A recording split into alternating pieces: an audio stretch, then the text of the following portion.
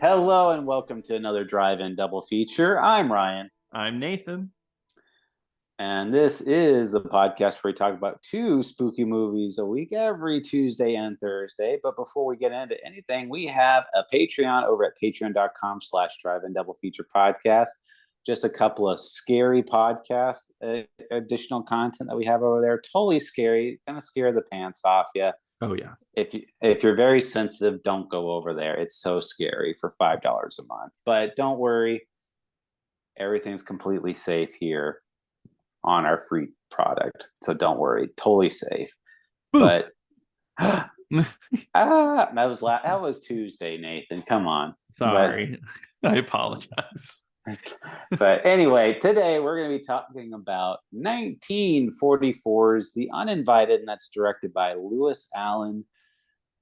It is about a brother and sister couple that buy a house together. It's such a bit weird like dynamic of that I household. yeah, But for a good chunk of time I thought they were married, and then it dawned on me, like, oh wait, they're brother and sister.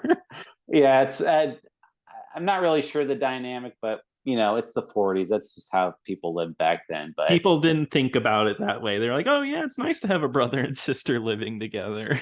a nice 1944 Alabama household, not a big Yes, deal. that's But the way it is. but no, it is I would consider this is a ghost story. It's not. It's very light on the horror elements. It's not super Yeah. scary. I would consider it. This is like a very upper crust type of horror movie, like a very classy type of Yeah, horror movie. the way I took it while watching it, it's like watching a classic Hollywood, a movie that just happens to have a ghost in it. Like it feels like I know I read online very comparable to this, but even when I watched it, Alfred Hitchcock's Rebecca, early Hitchcock, it definitely has that feeling here. And that's appropriate because one of the behind the scenes of this is that Alfred Hitchcock actually gave some advice to Mm. the people working on this movie, which is why there is kind of like a a little bit of a Hitchcockian element to it. It's not. Mhm. There is a mystery to this movie, and that's kind of like the main reason of like why is this ghost haunting this house. But Mhm. so there is that kind of element to it. So there is a mystery, which is definitely has Alfred Hitchcock's DNA all over it. So um, it's like I said, it's about a brother and sister that are just happen to be cruising along. They see this nice house, and they're like, "Oh, let's just think about buying this house. We can just live here." And Mhm. when they go there, they meet the owner of the house, um, and it's an older man with his granddaughter. And the older man is very keen on selling the house fast and cheap, Yeah. pretty much. Which it's this humongous house that he's willing to take for £1,200 or $1,200, which Yeah. is It is still it, nothing in today's money. yeah, like if you have $1,000, you'll be able to live in your apartment for 1 month maybe. Yeah, exactly. And like I love the main character's reaction. Well, that was Ray Milland. That's Yeah, the actor. Ray Milland's the actor and he's playing Rick. But I love Rick's reaction of like, "Oh, really? You're going to sell it for that much?" And he's just like, "Yeah, I will." I guess since you brought him up, Ray Milland does play the lead. Oscar winner, best actor, can That winner, best actor as well in this movie. that and then he won the Oscar that year too for Lost Weekend. That was Yeah. that same year. Oh, it was the same year. I knew that, but I didn't realize I didn't connect that. That's really cool, actually. Which The Lost Weekend is like, that's one of my favorite movies. I love that movie. I think he's fantastic in that. Yeah, it's a really good. I mean, he's good in this movie. I mean, Oh yeah, there's not really a bad actor, and everyone does a pretty good job. I mean, yeah. It's Donald Crisp is also in it, who plays the old man, which he won the Oscar for How Green Was My Valley. Yeah, that's right. It's classic Hollywood acting. I mean, there's definitely a different style to it, but I think everybody here is really likable, really cool.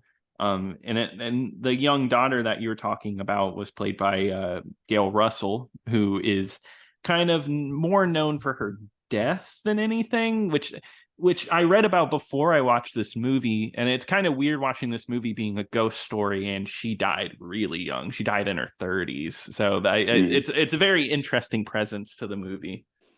Yeah, that's actually one of the main elements I wanted to talk about, and like one of the anecdotal stuff of this movie. Hmm. Because Gail Russell, she does play the granddaughter of the house homeowner, and she's really fixated on this house because her mom was one of the last owners of this house, and her mom ended up having a really tragic death, and there's a lot of mystery surrounding it, and she kind of has this hang up with the house where she really doesn't want it to be sold, or she doesn't, and she really wants to be inside of the house. Hmm. And but Gail Russell, though, well, we'll talk about the movie, and then I guess we'll dip into the behind the scenes of it because I don't want to. I Yeah, want to. yeah. But anyway, so yeah, they finally do get the house, and the owner is kind of like the commander. They call him Commander Beach, Donald Crisp, and Hmm. he kind of says, "Oh, I don't know anything about any." He's like, "I don't know why." They're a little hesitant of why he's willing to sell it so fast, but they're really kind of blow past that fact. And Hmm. when he does, when they do finally go in there, uh, everything seems to be fine at first, and but one of the weird things is, well, first, like they say, like how animals react to ghosts, and they do have a dog at first in this movie. Hmm. And again, kind of like the other movie, they're at one point they're like, "Oh, where's Buddy? Oh, he must have ran off." And like they're just the dog ran away, and they don't care. Yeah, yeah. It's just like, okay, he's out of the movie now. Like But I'm like, wait, what? but Yeah, no, yeah, but yeah, they have that, and but then there's a cat that shows up. I don't know why they decided to switch animals in this movie, but maybe the cat is the more classical, horror, scary type of animal. And cats are the scariest animal. It's true. I've seen Felidae. Yeah, I know what they do with two cats. Oh yeah. But no, it's a very subtle horror movie. Like they kind of start out by they hear nobody is like overly scared in this movie, which is just like a woman, like they wake up in the middle of the night and they can hear a woman crying, and at first they're like, is somebody in the house? And Hmm.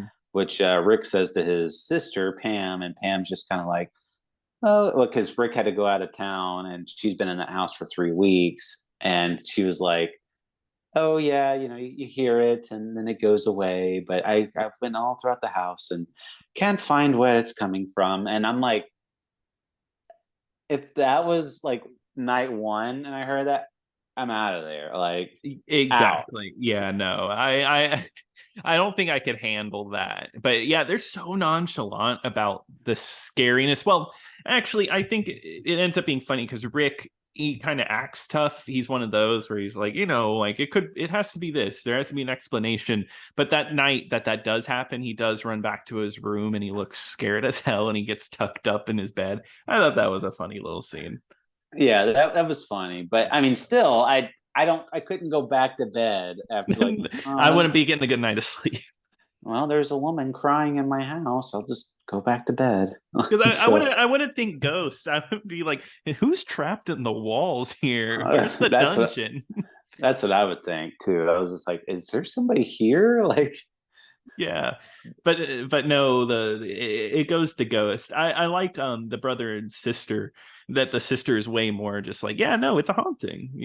There's no rational explanation. yeah, it's a ghost. It's a ghost, obviously, and they do eventually settle that it's a ghost, and it's Mhm. just again just totally everyone's way too chill on the fact that it's a ghost. I'm like, where's Yeah, the urgency? I'm like, that's what I find interesting about this movie. And like you said, that's what makes it like the classic Hollywood drama. It's like a family drama, but oh, there's a ghost side character in this movie. It's a really interesting way to play it. Yeah, it'd be like a family drama movie. Like it just like there just happens to be a ghost and they're trying to solve the problem of why there's a ghost rather than Hmm. why, like there's a ghost, oh my God, in the house. Yeah, but And I do think the movie actually does have a good mood to it, even past that. And I have to say, the lighting in this movie is absolutely fantastic. That's what really sets the mood for the movie. A lot of darkness in this movie. that's what I'm glad you said that because I was going to say that movies there's zero to none on the scales on, I mean, for scares, I mean, Mhm. but in terms of mood and lighting and all that, it looks like your traditional like haunted house movie. Yeah. It's and I do like the way they talk about when they walk into rooms and they can just feel death in the room. Like they said, it just feels clammy and Hmm. rotten, and there's a feeling of death in the room. And that's probably the strongest part of this movie is just the mood setting of this. And it Hmm. does feel like you're in a haunted house type of movie, even though there's not really any scares. Exactly. And I think that's what I like about it. It feels very classic in like a Frankenstein Dracula way. Because I mean, watching those movies now, I don't really find them scary, but they have a very obvious mood. And I think this settles into that really well. There's also a little bit of a romance angle in this movie because Rick, Ray Milland's character, starts falling in love with Stella, Gail Russell's character, in Hmm. the movie. And it's pretty much kind of starts out as like a Hollywood romance movie, like between them. Like they go on like a Yeah. little boat ride and they start to get to know each other. Cause at first, there was kind of like this bickering energy because she didn't want to sell the house and he was mad that she didn't want to sell the house, but they kind of come to a mutual understanding and they, start falling in love with each other. So, uh, Rick, he does have like an invested interest in this girl, and her grandfather, Commander Beach, does not want her anywhere near that house. He's like, do not put my granddaughter in that house. Like, I do not want her Hmm. in there. And he's like, oh, so you do acknowledge that the house is haunted. So Yeah. it's because he's trying to downplay the fact because he's even like, because at first the commander's thinking he's wanting him to sell the house. He's like, I'm not going to sell you that house back. Like, it's your house Mhm. now. And um, but they kind of go on this love thing. But she starts hanging around the house and she starts kind of acting a little erratic, like Yeah. she's not her normal self. And that they come to find out that her mother ended up was killed in that house, or Yeah. specifically by the cliffs from the house. Yeah, and there's actually a really good scene of her being taken over by the ghost and running out to the cliff to almost commit suicide. She does get stopped, but it's definitely like an interesting angle. And I mean, I thought that was the only way it was going to go. I thought that was it. She was killed, and we need to figure out who the killer is. But it becomes really convoluted, not in a bad way, but it definitely goes like a lot of different directions. Yeah, it was way a lot deeper than I thought it was actually going to go. But Mhm. one thing I do want to say leading up to that, before we start digging into the Yeah, murder, was they agreed to have a séance in the that's right. house, Yeah. and it's pre Ouija board time, so Mhm. it's all it has is they just throw like these. The best way to describe it, it looks like Scrabble letter tiles, kind of. Yeah, he calls them anagram tiles at some point.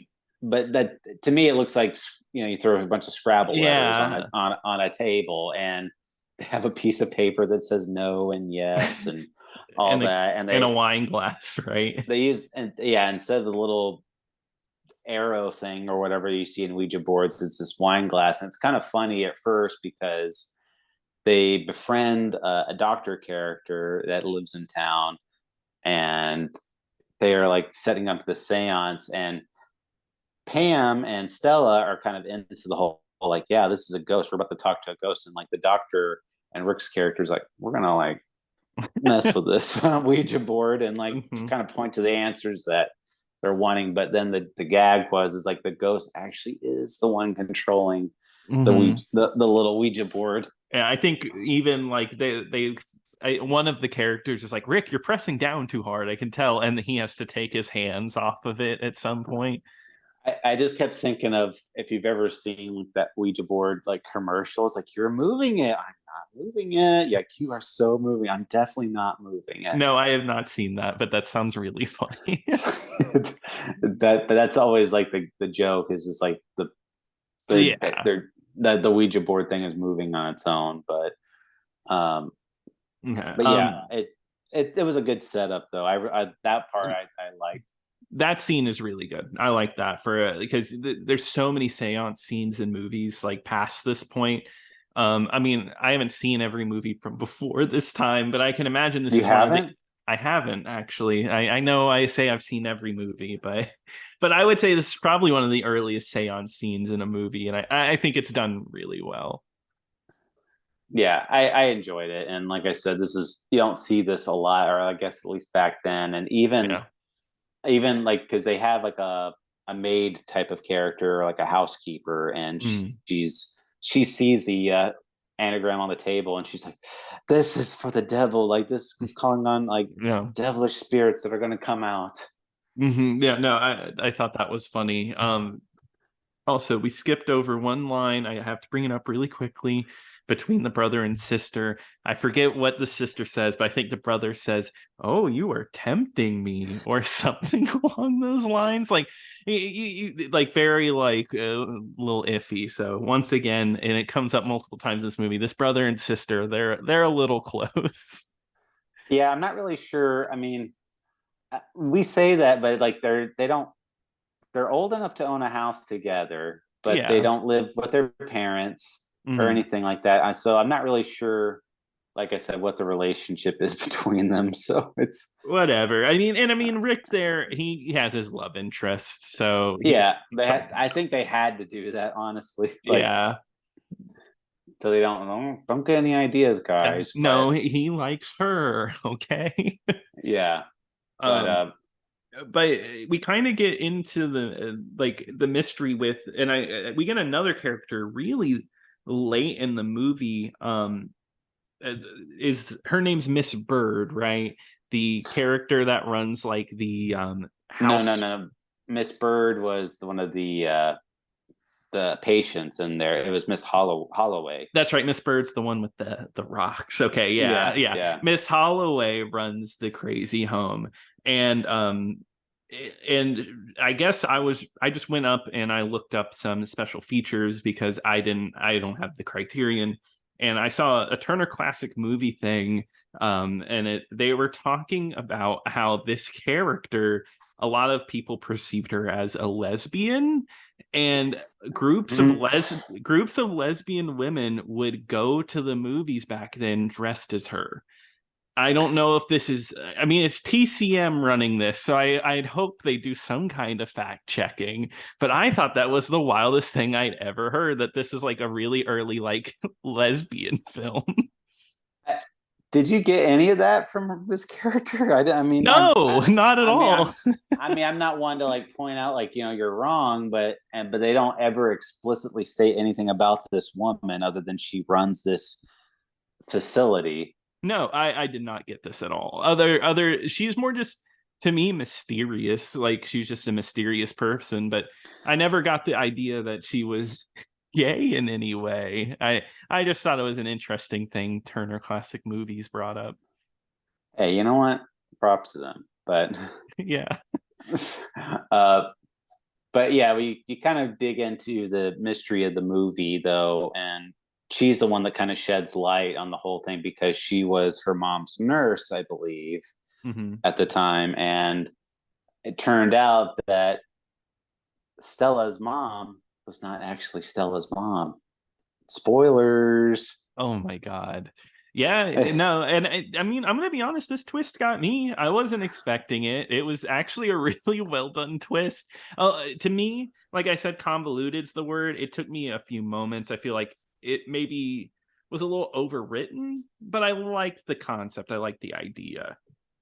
I So like yeah, they don't film this like I said. So pretty much how like they don't film this as a traditional horror movie. Like whenever they have revelations, they just kind of they Hmm. just read out like a fact, like oh yeah, that's just how it like oh because the housekeeper, I believe, is the housekeeper, right? Her name was Yes. Carmel. It's Hmm. Which and is she's a Spanish ghost, I guess. yeah, because she takes over Gail and Gail starts speaking Spanish, and they're like, "Oh, she doesn't know Spanish." Yeah, and it turned out that she had had an affair, and they Stella's mom, or like who she thought was her mom, was not actually her mother, and they ended up having a big fight. And Carmel and Stella's fake mom or whatever ended up falling off the cliff together. Yeah, exactly. And they died together. And two ghosts haunt this house. And then that's kind of um what I thought was interesting was that it was two ghosts the whole time, not just one.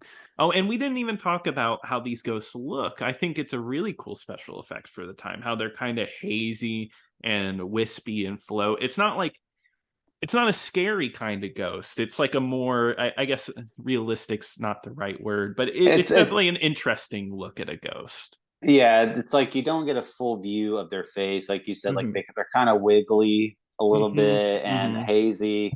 So it's a little unsettling that you can't see, but Yeah. they do see the ghost at one point, and again, they're not very scared by it. It's like they're just like, oh well, yeah, she was in the room, and that's just her in the room and right now. Yeah. And like I said too, when Stella finds out that Carmel was her mother, she's like, oh well, Carmel was my mother, so that makes sense. It's just like her whole world was just turned upside down. She's just Like like, oh wow. the person she thought was her mother for her entire life is just, oh well, that person's my mother, that makes sense. Like Well, okay, the ghost just wanted to tell me that. Thank you. That's pretty yeah, much how it's played. but I she sees it as a real big positive because I guess her mother was very stifling and Hmm. very, she said she never felt like she could be herself, but she says but now that she knows this fact, she can be a lot happier. And you know what, it makes the ghost happy. The ghost starts laughing. It's Hmm. happy that Stella Hmm. knows this fact. Yeah, but then we still have to deal with the mother ghost in the house. And this is where Ray Milland gets his. I think he should have been nominated for two Oscars here. I'm telling you, where he throws the candelabra at the ghost and is like, "I'm not scared of you anymore." Yeah, well, I mean, the scariest part this ghost has done is basically possess Stella to Hmm. make her run off the cliff almost twice. Yes, yeah. And and that, so I mean, it's not like anything super scary other than they haven't gotten a good night's sleep and probably who knows how long. But yeah, Yeah. that was like the big thing. Like, I'm not afraid of you anymore, and she's just like, no, and then My and she does it. power is gone. That's the one thing ghosts don't want to hear, is that you're not scared of them. That's the big. They either Ghosts hate this one little trick. you either have to tell them that you're not scared of them or you have to figure out why they're scaring you. Those are the only two Yeah, things. that's the only way. I mean, if you got a ghost, just talk it out with them. Hey, yeah, that's why we got Ouija boards. Yeah, exactly. Hmm. Milton Bradley had the right idea, Yeah, thanks, guys. or was it Parker Brothers? I don't know. I But don't anyway, know. but uh, yeah, it's a very nice little movie. One thing I will say, so I wanted to dig into it a little bit. Like I said, was Gail Russell. Like you said, so one of the stories at the time of this movie is that she she was not a very good actress, is what I was reading, and just Oh, really? like like the producer and screenwriter and the director were all just like, I guess she had really extreme stage fright, and Gotcha. they said she was good for about like 6 or 7 lines, and then she would just burst into tears, and then she had to take time away. The director said one of the stories is that she had to wear a hat that she didn't like, and then Oh she ended up God. crying a lot. So I'm not trying to paint it like she was a prima donna. I'm just trying to paint it as like she obviously had some type of like something Yeah. severely going on mental health wise, and it was the 40s and it wasn't being addressed properly. So, Yeah, it was just uh, like, oh wow, what a baby. She's just crying all the time. right. So the story goes, the legend goes, is that one of the people on makeup said, "You know what helps? Drinking," and so uh, she apparently that's she started Here is drinking. where it started. Allegedly, yeah. Oh my So, God, that's sad. and she she was drinking on this movie to like calm her nerves. And if you read like her one of her pages, that she had a lot of instances of drinking. Because after this movie, she did have some starring roles in other movies with um, that she went on to do, but her career kind of like started to putter out like around the 50s, a Hmm. little bit, because she was very well known as a drunk at this point. So Gotcha. 6 years after this movie, she had gotten into like car accidents, like with that, like drinking and driving infractions. She ran into like near a cafe and like hit a janitor with her car. Oh my And God. so that's kind of like this thing. And she was kind of like she was known for passing out and all this stuff, um, as well too. She and like so around for the next 10 years or so this was kind of going on, and then by 1960 she was like, you know what, I need a she wanted to do like a big comeback or whatever, so she started Mhm. having a couple of roles in some TV shows. And her last top billed movie that she was in was a movie called like The Silent Call, which is kind of like a dog movie, I think.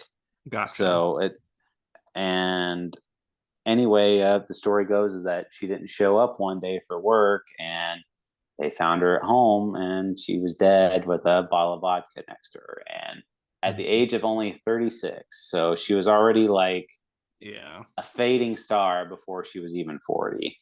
Yeah, which is that's so depressing. And the die, I mean, like an actual cause of death, according to like what I've read, is just malnutrition from alcoholism. It's devastating because I actually think no matter what was going on with her being scared, I liked her in the movie. I actually thought she was a really good presence in the movie. Oh, definitely. I mean, like I said, I mean, nobody turns in a bad performance. It's Hmm. very much like everyone gives a pretty good performance, and I thought she did well. No, I mean, I gave her props, but it's just sad to see that she probably had a real promising career, and it just Hmm. kind of sputtered out before it even started, Yeah, really. just because someone was like, "You need to drink to calm your nerves." Yeah, and like I said, it's the 40s. I mean, it's just it wasn't like depression or whatever really wasn't a thing. It was just it was just, hey, bury whatever negative thoughts you got and get out there, do the job type of thing. Exactly. Like what are you crying about? So Exactly. it very it's I mean, to be an armchair psychiatrist here, I think she had some form of mental health issue going on. So Mhm. um but just kind of like a neat story that something like that kind of started from this movie, and it just kind of led down this path of destruction. Yeah, exactly. But Um, um, but like I said, she did a really good job. So and altogether, like I said, a really fun mood setting movie. Just I couldn't. I mean, I don't know if. I mean, I'm sure there are other movies from the horror movies, but it's like I said, it's a nice, easy horror movie to watch. Very classy. mhm. Pretty much anyone could watch this movie. So if you're looking for this one, I'd give it a pretty strong recommend. Yeah, I agree. I think it's a recommend. I think it's a cool, like if you like classic Hollywood movies, I think you'll enjoy this one, but it also has a nice mood to it. So, I mean, I even think it would fit into a Halloween watch list if you're looking for something a little more chill, a little more laid back. Yeah, like I said, if you're looking for something not so scary, this is a perfect one for that. Mm-hmm. But that's going to do it for this week. But Nathan, we want to keep the thrills, chills, and spills. Yeah, sure. Yeah, Going cool. for next week. So Nathan, what are we going to talk about next week? Sound like a car rushing by. Yes, we're gonna talk about Dr. Jekyll and Mr. Hyde, the 1931 version, and that's streaming over on the Criterion channel. Oh, great! I love Spencer Tracy. Wrong. You love Frederick Frederick March. March. Yes, the Frederick March version. Cannot wait. We're gonna. Which one of us is Dr. Jekyll and which one's Mr. Hyde? Find out on that episode. You'll find. Or in But movie terms, who's the Ebert, who's the Siskel? that's even better. Mm-hmm. But anyway, thank you so much for listening. If you'd like to give us your thoughts and opinions and tell us, hey, why don't you guys pick out some better movies? Go over there and email us at drive-in-double-feature-podcast@gmail.com. Don't forget to X us on X, over on X, and X us at DIDF Pod, where you can leave us an X. And then also check out the Patreon once again at patreon.com/drive-in-double-feature-podcast. But until next time. Until next time.